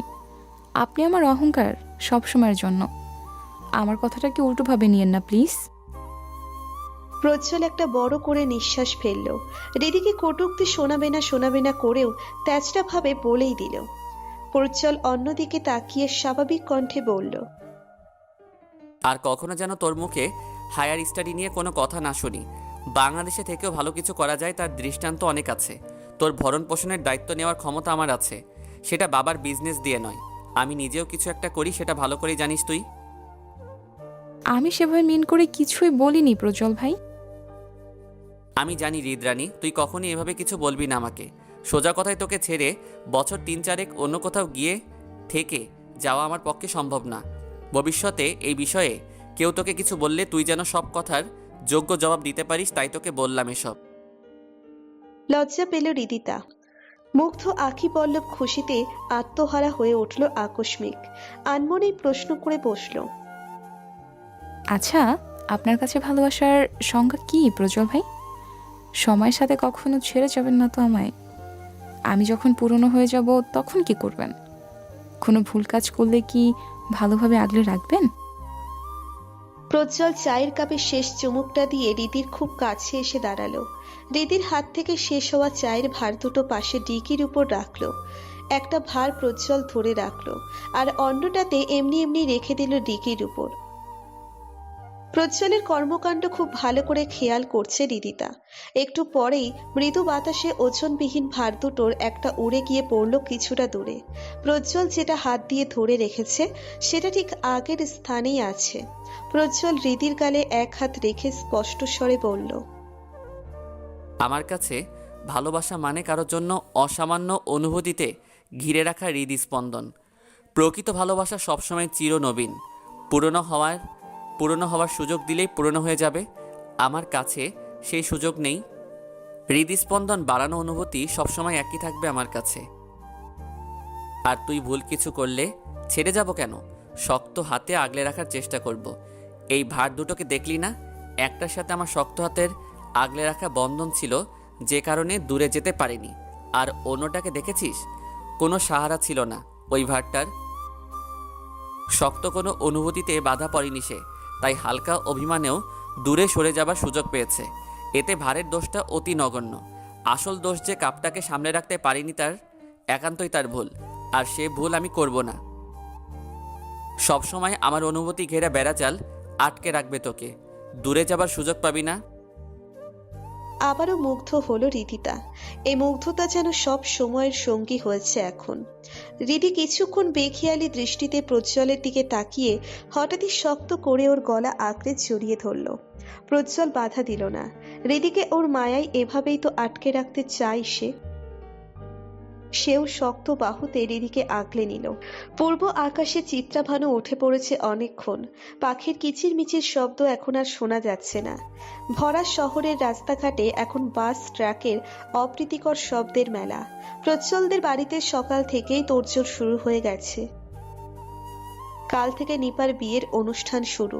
গায়ে হলুদ, মেহেন্দি, বিয়ে, বিদায়, অনেক ঝামেলা এখন সামনে। প্রজ্জ্বলও অনেক ব্যস্ত। বাহিরে বাগানের কাছে গায়ে হলুদের স্টেজ সাজাতে সাহায্য করছে সে। বাড়িতে আত্মীয় স্বজনে ভরপুর। রিদি দুদিন আগেই ওর মায়ের সাথে চলে এসেছে এই বাড়ি। শুধু ওসমান সাহেব এখনো একবারও আসেননি এখানে। সুফিয়া আনাম ভাইকে ফোন করেছিলেন কয়েকবার, কিন্তু ফোন তোলেননি ওসমান সাহেব। এমনিতেও রিদি কারোর সাথে বেড শেয়ার করতে অভ্যস্ত নয়, তবে গত দুদিন ওকে তাই করতে হচ্ছে। প্রজ্জ্বল আর ওর কিছু কাজিনদের সাথে এক বিছানায় দলামলা হয়ে থাকতে হচ্ছে। রাতে তেমন ঘুমোতে পারে না সে। আজকেও ব্যতিক্রম হয়নি। সকাল সকাল উঠে পড়েছে। স্টেজের পাশে একটা চেয়ারে চুপটি করে বসে প্রজ্জ্বলের স্টেজ সাজানো দেখছে সে। প্রজ্জ্বল ফুল লাগাতে লাগাতে বলল, ঘুম হয়নি রিদ? রিদিতা রাতে ঘুমাতে পারে না বলে সকালে একটু ঘুরিয়ে নিতে বলেছিল ওকে প্রজ্জ্বল। রিদিতা ছোট করে উত্তর দিল, হচ্ছে না। আজ তোকে ও বাড়ি দিয়ে আসবো আমি। রাতে ওখানে ঘুমাবি, আর সকালে আবার গিয়ে নিয়ে আসবো, ঠিক আছে? ঠিক আছে। প্রজ্জ্বল একটু পর আবারও ব্যস্ত হয়ে পড়ল কাজে। রিদি নিজের দোগালে হাত ঠেকিয়ে প্রজ্জ্বলকে দেখতে লাগলো। ছেলেটা সব কিছুতে খেয়াল। আর প্রজ্জ্বল যে নিজেও রাতে ঠিকভাবে ঘুমাতে পারে না তাও জানে রিদি। সারা দিন ব্যস্ত থাকার পর রিদির সাথে প্রজ্জ্বলকেও জাগতে হয় সারা রাত। রিদির রাতে ঘুম হয় না, তাই সারা রাত ফোনে প্রজ্জ্বলের সাথে কথা বলতে থাকে। তাই প্রজ্জ্বলও আর ঘুমানোর সুযোগ পায় না। বাবা! রিদির ডাক শুনে পাশ ফিরল প্রজ্জ্বল। ওর সামনে দাঁড়ানো ব্যক্তিকে দেখে চোখ বড় বড় হয়ে গেল। রিদিও চেয়ার ছেড়ে দাঁড়িয়ে পড়েছে ইতিমধ্যেই। প্রজ্জ্বল নিজের চোখকে বিশ্বাস করতে পারছে না। ওর সামনে ওসমান সাহেব দাঁড়িয়ে আছেন। প্রজ্জ্বল মৃদু পায়ে রিদির পাশ ঘেঁষে দাঁড়ালো, কারণ ওসমান সাহেব এক দৃষ্টিতে ওর দিকেই তাকিয়ে আছেন। প্রজ্জ্বল রিদিকে ফিসফিসিয়ে বলল, কিরে তোর দজ্জাল বাপ আমার দিকে ওভাবে তাকিয়ে আছে কেন রে? আমাকে আজকে বেশি সুন্দর লাগছে। ক্রাশ টাশ খেলো নাকি তোর বাবা? রেগে গেল রিদিতা। দাঁতে দাঁত চেপে বলল, সবসময় ফাজলামো করবেন না, সিরিয়াস হন একটু। হুটহাট ভালো কিছু ঘটে গেলে আনন্দ ধরে রাখাটা সত্যিই মুশকিল বই কি। আশাতীত নয় এমন ভালো কিছু ঘটে গেলে সেখানে তো কোনো কথাই নেই, খুশিতে আত্মহারা হয়ে যেতেও আপত্তির কিছু নেই। আজকেও সকাল সকাল এমন কিছুই হয়েছে। ওসমান সাহেব নিচে থেকেই রিদির বিয়ে নিয়ে বড় বোনের সাথে কথা বলতে এসেছেন। সকালবেলা ওসমান সাহেবকে এ বাড়িতে দেখে সবাই যতটা না অবাক হয়েছিল তার থেকে বেশি অবাক হয়েছে তার কথা শুনে। বোনের ফোন না তুললেও তিনি যে নিজে সেধেই প্রজ্জ্বলদের বাড়ি চলে এসেছেন এতেই অনেক খুশি হয়েছেন সুফিয়া আনাম। সব অভিমান পড়ে গেছে, তার উপর রিদি আর প্রজ্জ্বলের বিয়ের ব্যাপারে ভাইয়ের নিচে থেকে কথা বলায় খুশি ধরে রাখতে পারছেন না সুফিয়া আনাম। তবে ড্রয়িং রুমের সবাই বেশ অবাক। বিয়ে বাড়ির এত লোকজন, প্রজ্জ্বল, রিদিতা, প্রজ্জ্বলের বাবা, নিপা সবাই বেশ অবাক। এতটাই অবাক যে কেউ কিছু বলতে পারছে না। ড্রয়িং রুমের এত নিস্তব্ধতা ভেঙে কথা বলে উঠলেন ওসমান সাহেব। আপা, আমি কি অসময়ে রিদি আর প্রজ্জ্বলের বিয়ের কথাটা বলে ফেললাম? নিপার বিয়ের অনুষ্ঠান কাল থেকে শুরু। আমার মনে হয় নিপার বিয়ে শাদী মিটে গেলে তবে রিদি আর প্রজ্জ্বলের বিয়ে নিয়ে কথা বলা উচিত। তুমি এসব নিয়ে চিন্তা করো না আপা। প্রজ্জ্বলের কুঁচকে যাওয়া ভুরু জোড়া দৃঢ় হলো, কপালে পড়া ভাঁজগুলো প্রসারিত হলো। ব্যাপারটাকে স্বপ্ন মনে না হলেও আকস্মিক ঘটে যাওয়া অবাস্তব কিছু একটা মনে হচ্ছে। তার মামার হুট করে এত পাল্টে যাওয়া মেনে নিতে খুব বেশি সমস্যা না হলেও কেমন সন্দেহজনক মনে হচ্ছে। ব্যাপারটাকে বুঝতে আরো কিছুক্ষণ ওভাবেই ভ্রু কুঞ্চিত করে ওসমান সাহেবকে দেখতে লাগলো প্রজ্জ্বল। না ভাইয়া, আমি আর কি চিন্তা করব, সব চিন্তা তো নিমেষেই শেষ করে দিলি। সুফিয়া আনাম হাস্যোজ্জ্বল মুখে কথাটা বললেন। ঠোঁটের কোণে হাসির রেখাটা যেন ফুরাবার নয়। নিজের বড় বোনের কথায় ওসমান সাহেব নিশ্চিন্ত হলেন যেন। চিন্তিত চেহারাটা স্বাভাবিক হলো। এতদিনের অভিমানের পর্ষা ভেঙে ভাইকে কিভাবে সুফিয়া স্বাভাবিকভাবে নেবেন তাই নিয়েই চিন্তিত ছিলেন ওসমান সাহেব। বড় বোনের কথার সাহারা পেতেই তিনি আরও একটু উৎসাহিত হলেন। কণ্ঠে কিছু সংকোচ বোধ নিয়ে বললেন, তোমার আর দুলাভাইয়ের যদি কোনো আপত্তি না থাকে তাহলে আজকে রিদি আর প্রজ্জ্বলের আংটি বদলটা সেরে ফেলতে চাচ্ছি। প্রজ্জ্বলের পাশেই খুশি খুশি চেহারা নিয়ে দাঁড়িয়েছিল রিদিতা। খুশির জন্য কি আগের অংশটুকু যথেষ্ট ছিল না? আবারও একটা ধামাকা, আংটি বদল। কিছুটা হা হয়ে গেল রিদির মুখখানা। সারা রাতের নির্ঘুম আঁখি পল্লব বড় বড় হয়ে গেল। সুফিয়া আনাম, আতিক সাহেব, নিপা সবাই বেশ খুশি ওসমান সাহেবের এই প্রস্তাবে। এ বিষয়ে কোনো অমত নেই তাদের, চেহারাই তা স্পষ্ট। তবে এত কিছুর মধ্যেও প্রজ্জ্বল স্বাভাবিক। থুতনিতে এক হাত ঠেকিয়ে তীক্ষ্ণ দৃষ্টিতে সবকিছুই পর্যবেক্ষণ করছে সে। ওর পাশেই দাঁড়িয়ে থাকা রিদিকে হঠাৎই একটা চিমটি কাটল প্রজ্জ্বল। রিদির অল্প হা হওয়া মুখটা বন্ধ হয়ে গেল। আকস্মিক হাতে চিমটি পড়ায় না চেঁচামেচি করলেও কিছুটা ছিটকে দাঁড়ালো সে। মুখে একরাশ বিরক্তি নিয়ে প্রজ্জ্বলের দিকে তাকিয়ে ফিসফিসিয়ে বলল, কি হয়েছে? কি চিমটি কাটছেন কেন? প্রজ্জ্বলের দৃষ্টি এখনো ওর মামার উপর, ওভাবেই তাকিয়ে আছে সে। তোর বাবা কি নেশা জাতীয় কিছু খেয়েছে রে? মাথা ঠিক আছে তো ওনার?